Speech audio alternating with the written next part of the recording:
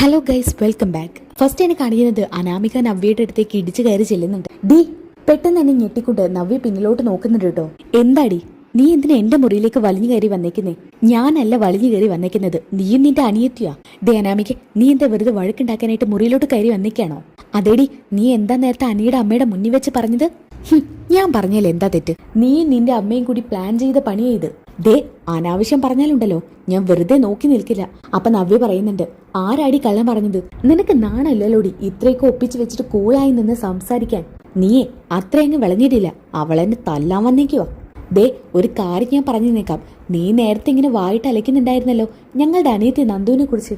ഞങ്ങൾ രണ്ടുപേരെ നീ പറയുന്നത് കേട്ട് നിന്നത് വരും, പക്ഷെ ഞങ്ങളുടെ നന്ദു അങ്ങനെയല്ല. വെറുതെ എന്തിനാടി അവളുടെ കൈക്ക് പണിയുണ്ടാക്കുന്നത്? ധൈര്യം ഉണ്ടെങ്കിൽ നിങ്ങൾ അനിയത്തി ഒന്ന് തല്ലി നോക്കട്ടെ. നിങ്ങളെപ്പോലെ അനന്തപുരിയിൽ വലിഞ്ഞു കയറി വന്നതൊന്നും അല്ല ഞാൻ. നല്ല അന്തസ്സായിട്ട് തരേണ്ടതൊക്കെ തന്നു തന്നെയാ എന്റെ അച്ഛനും അമ്മയും എന്നെ ഇങ്ങോട്ട് പറഞ്ഞു വിട്ടത്. എന്നിട്ട് നിങ്ങളുടെ അനിയത്തി ഇനിയും എന്നെ വേട്ടയാടിക്കൊണ്ടിരിക്കുക. അനിയുടെ കല്യാണം കഴിഞ്ഞില്ലേ? ഇനിയെങ്കിലും അവനെ പറഞ്ഞ് തിരുത്താതെ അവള് പിന്നാലെ നടന്നുകൊണ്ടിരിക്കുക. അവള് എന്നെ എന്തെങ്കിലും ചെയ്താലേ പിന്നെ അവള് പുറലോകം കാണില്ല. പുറലോകം കാണാതിരിക്കുന്നതേ ചിലപ്പോ നീ ആയിരിക്കും.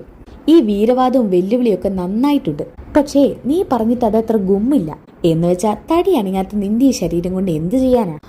ഈ പറയുന്ന ആള് കുഞ്ഞൊരു മുട്ടിസൂചി പോലെ എടുക്കാറില്ലല്ലോ. ഇല്ലടി, അതുകൊണ്ട് ഇപ്പൊ എന്റെ ജീവിതം ഇങ്ങനെയായി. അതിന് മാത്രം ഞാൻ അനുഭവിച്ചു. ഇനി നീ ഇതുപോലെ അനുഭവിക്കാൻ കിടക്കുന്നേ ഉള്ളൂ. മനസ്സും ചിന്തയും ശരിയില്ലെങ്കിലേ ഹൃദയം നന്നാവത്തില്ല. അങ്ങനെ വരുമ്പോ ജീവിതത്തിൽ ഒരു പാഠം നമ്മൾ പഠിക്കും എന്നുള്ളത് ഉറപ്പാ. അതെന്റെ ജീവിതത്തിൽ ഞാൻ മനസ്സിലാക്കിയിട്ടുള്ളതാ. എന്തായാലും നീയൊരു പാഠം പഠിക്കുന്നുള്ളത് എനിക്ക് നന്നായിട്ട് ഉറപ്പുണ്ട്. ഇടി, നീ വല്ലാതെ എന്റെ മേലിൽ സ്വാധീനം ചെലുത്താൻ നിൽക്കണ്ട. നിന്റെ വയറ്റിലുള്ള ഈ ജീവനല്ലേ നിനക്കിവിടെ നിൽക്കാനുള്ള കരുത്ത്. അതോടെ ഇല്ലാതായ പിന്നെ നീ ഇവിടെ നിൽക്കുന്നതിൽ എന്താ അർത്ഥം അടിയുള്ളത്? ദേ അനാമികെ, ഒന്നും അറിയാത്ത എന്റെ കുഞ്ഞിന് വല്ലതും പറഞ്ഞാലുണ്ടല്ലോ നിനക്ക് എന്നെ പറഞ്ഞൂടെ? നിങ്ങൾക്ക് പൊള്ളുന്നോട് തെറ്റ് കുത്താനേ എനിക്കിഷ്ടം. അതുകൊണ്ട് നിങ്ങൾ ഈ പിഴച്ച കുഞ്ഞ് നശിച്ചു പോയാലും കുഴപ്പമില്ല. അതേസമയം തന്നെ മുത്തശ്ശൻ ഈ വാക്ക് കേട്ടോണ്ടാണ് അങ്ങോട്ടേക്ക് വരുന്നത്. ഇത് പറഞ്ഞ് നാവെടുക്കാൻ നേരമില്ലാതെ അനാമികയുടെ കഴുത്ത് കയറി പിടിക്കുകയാണ് നവ്യ. എടി, എന്റെ കുഞ്ഞിനെ കുറിച്ച് നീ ഇനി അങ്ങനെ ഒരു വട്ടം കൂടി പറഞ്ഞു നോക്ക്.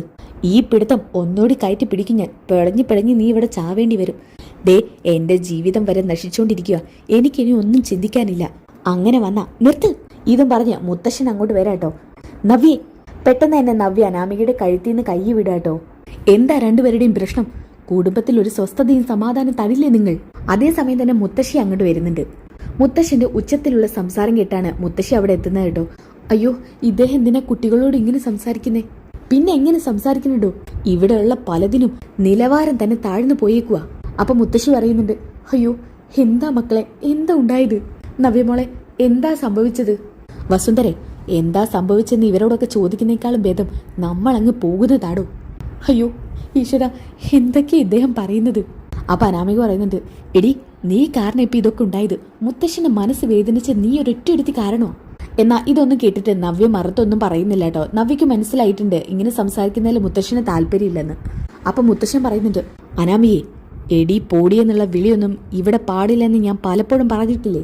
മുത്തശ്ശ, എന്നോട് എങ്ങനെയാണോ ആ വ്യക്തി നിൽക്കുന്നത് ആ ഒരു റെസ്പെക്റ്റല്ലേ എനിക്ക് തിരിച്ചു കൊടുക്കാൻ പറ്റൂ. അല്ല, മുന്നിൽ നിൽക്കുന്ന വ്യക്തി എത്രക്കാരാണെന്ന് നോക്കിയിട്ടല്ല അയാൾക്ക് റെസ്പെക്റ്റ് കൊടുക്കണോ വേണ്ടോ തീരുമാനിക്കേണ്ടത്.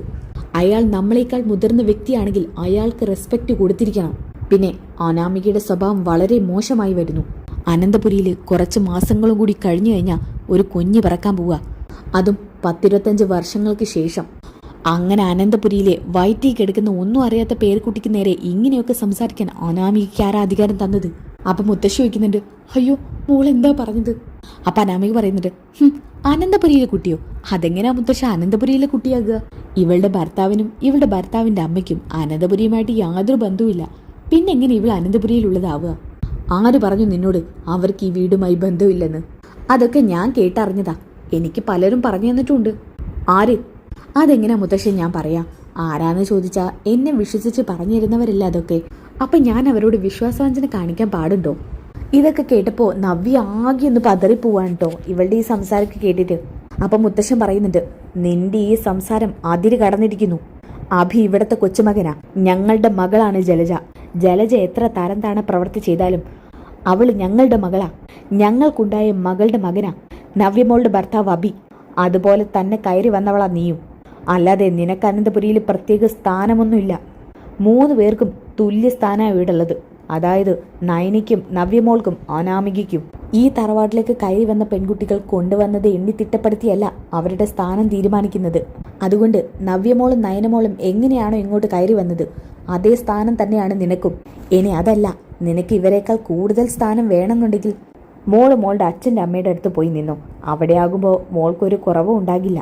പിന്നെ അനിയുടെ ഇഷ്ടം മോളുടെ അടുത്തേക്ക് വരണോ വരണ്ടേ എന്നുള്ളത്. ദേ, എനിക്ക് നിങ്ങളുടെ ആരുടെയും ഭീഷണിയൊന്നും നോക്കേണ്ട ആവശ്യമില്ല.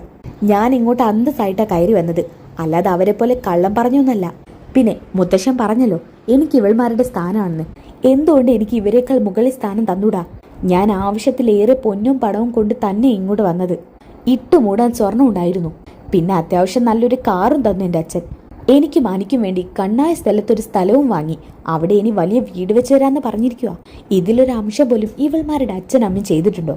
പിന്നെ ഈ വീട്ടിൽ എന്ത് അധികാരം എന്നേക്കാൾ കൂടുതൽ ഇവർക്കുള്ളത്? ഇവരെ പോലെ എന്നാ എനിക്കും കൈ വീശി ഇങ്ങോട്ട് വന്നൂടായിരുന്നു. അപ്പം നവ്യ പറയുന്നുണ്ട്, അനാമിക പ്ലീസ്, നീ ആരോട് ഈ സംസാരിക്കുന്നത്? എനിക്ക് നല്ല ബോധ്യമുണ്ട് ആരോടാ സംസാരിക്കുന്നതെന്ന്. ആവശ്യമില്ലാതെ നിങ്ങളെ സപ്പോർട്ട് ചെയ്ത് സംസാരിച്ചുകൊണ്ട് മാത്രമേ ഞാൻ ഇങ്ങനെ പറഞ്ഞത്. പിന്നെ നിങ്ങളുടെ കൊച്ചിനോട് എനിക്ക് വലിയ സ്നേഹം ഉണ്ടാവേണ്ട ആവശ്യമൊന്നുമില്ല. നിങ്ങളും നിങ്ങളുടെ അനിയത്തിയും എൻ്റെ ആജന്മ ശത്രുവാണ്. ഇത് കേട്ട് അജയൻ അങ്ങോട്ട് വരുന്നുണ്ട് കേട്ടോ. നിർത്തടി, ഞാൻ കുറേ സമയമായി നിന്നെ ശ്രദ്ധിക്കുന്നു. എൻ്റെ അച്ഛൻ്റെ മുന്നിൽ ഇതുപോലെ നാവുയർത്തി സംസാരിക്കുന്നത് നീ മാത്രമായിരിക്കും. അച്ഛാ, ഞാൻ അങ്ങനെ മിണ്ടരുത്. ഇനി നീ അച്ഛനേക്കാൾ ശബ്ദമുയർത്തിയ നീ ഈ വീടിൻ്റെ പടിക്ക് പുറത്താ. അപ്പം ജാനകി വരുന്നുണ്ട്. അജയേട്ടാ, എന്താ പ്രശ്നം? ഇത് പറഞ്ഞു വന്ന ജലജയുടെ കവളത്ത് ഒരൊറ്റ അടി കൊടുക്കുകയാണ് അജയൻ. മിണ്ടരുത്, നീ ഒറ്റ ഒരുത്തിയാ ആ പെണ്ണിനെ ഇത്രയും വഷളാക്കി വെച്ചേക്കുന്നത്. എത്ര തവണ ഞാൻ നിന്നോട് പറഞ്ഞിടി ഇവളെടുത്ത് തലയിൽ കയറ്റി വെക്കരുതെന്ന്. അപ്പം അവക്ക് നയനയും നവ്യം കുറ്റപ്പെടുത്താനേ നേരമുള്ളൂ. കേൾക്ക്, ചെന്ന് കേൾക്കടി. അച്ഛനേക്കാൾ ശബ്ദം ഉയർത്തി നിന്റെ മരുമകൾ സംസാരിക്കുന്നത്. എന്താ അനാമിക ഇതൊക്കെ? അമ്മേ, എൻ്റെ ഭാഗം കൂടി എല്ലാവരും മനസ്സിലാക്കണം. എന്നെ മാത്രം ഇങ്ങനെ കുറ്റപ്പെടുത്തരുത്. മോളുടെ ഭാഗം മനസ്സിലാക്കാതായിരിക്കും എല്ലാവരും മോളെ കുറ്റപ്പെടുത്തുന്നത്.